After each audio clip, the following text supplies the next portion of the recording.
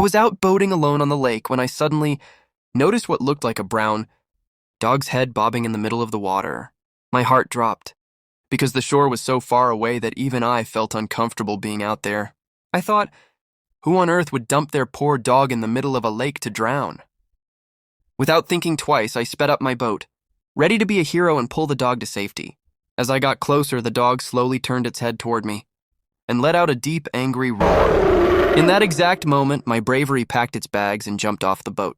Because that dog was not a dog at all. It was a small brown bear taking a casual swim. I calmly turned my boat around like nothing happened and decided nature didn't need my help today. Some heroes save lives, and some heroes survive by minding their own business.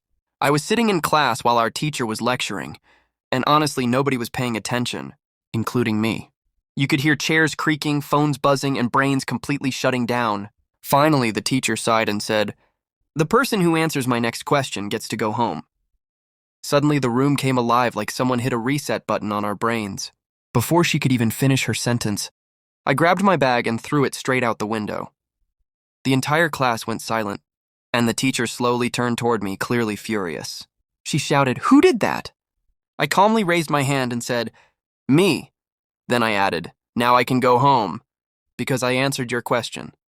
Before anyone could stop me, I walked out of the classroom feeling like a legend.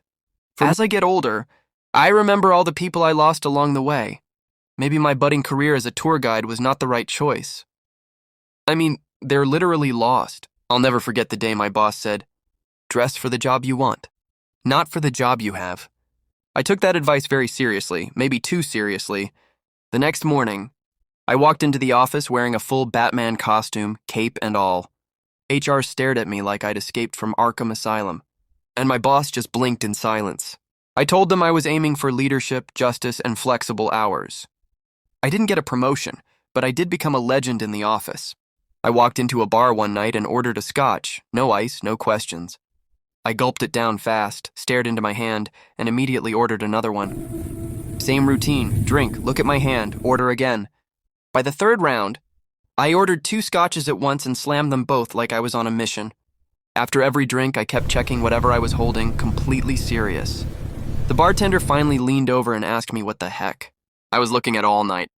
I sighed and held up my hand to show him a small photo. I said, "It's a picture of my wife." He looked confused.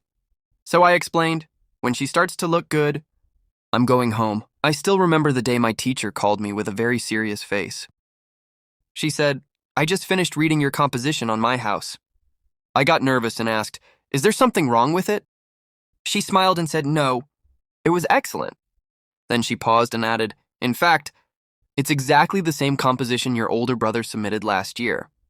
The whole class went quiet, and I felt every eye turn toward me. I scratched my head and said, "Well, we live in the same house." For a second, she stared at me, and then she burst out laughing. That was the day I learned honesty is sometimes funnier than cheating.